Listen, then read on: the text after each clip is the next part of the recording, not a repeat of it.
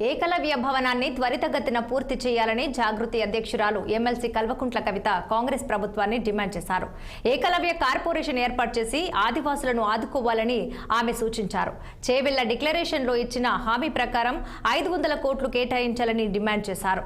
తెలంగాణ ఆదివాసీ ఎరుకల సంఘం, ఎరుకల ఉద్యోగుల సంఘం రాష్ట్ర కమిటీ సంయుక్త ఆధ్వర్యంలో ట్యాంక్ బండ్పై కొమరంభీం విగ్రహం వద్ద ఏకలవ్య జయంతి ఘనంగా నిర్వహించారు. ఈ కార్యక్రమానికి ముఖ్య అతిథిగా హాజరైన ఎమ్మెల్సీ కవిత ఏకలవ్య చిత్రపటానికి పూలమాలలు వేసి నివాళులర్పించారు. ఎరుకల కులస్తులు సమస్యలను శాసనమండలిలో పలుమార్లు ప్రభుత్వం దృష్టికి తీసుకువెళ్లామని ఎమ్మెల్సీ గుర్తు చేశారు. బడుగు బలహీన వర్గాలకు న్యాయం చేయాలని ఈ సందర్భంగా డిమాండ్ చేశారు ఎమ్మెల్సీ కల్వకుంట్ల కవిత. బహుజన వర్గాలకు సంబంధించి ఏ విధంగా అణచివేత ఉందనడానికి ఏకలవ్యుని యొక్క జీవితమే ఉదాహరణ.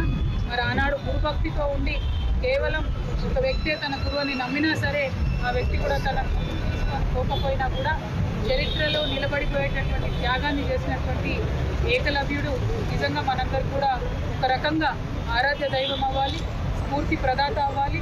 ఆయనకు ఆనాడు అన్యాయం జరిగి ఉండవచ్చు కాక, కానీ ఆయన గురుభక్తి పీడలేదు, సమాజానికి ఒక మంచి కోవలు చూపించే ప్రయత్నమే చేసింది. కానీ ఇప్పుడు మనందరం కూడా ఆయన వారసుగా, ఆయన బిడ్డలుగా మనకు అన్యాయం జరగకుండా, మన స్థానం రాజకీయంగా మనకు వచ్చే విధంగా, మన స్థానం మనకు ఆర్థికంగా వచ్చే విధంగా, ఉద్యోగ విద్యావకాశాల్లో వచ్చే విధంగా సమాజానికి పాటుపడుతూ తెలంగాణలో అందరం కూడా కలిసి ముందుకు అడుగు వేయాలని చెప్పి ఈ సందర్భంగా పిలుపునిస్తూ ఉన్నాను.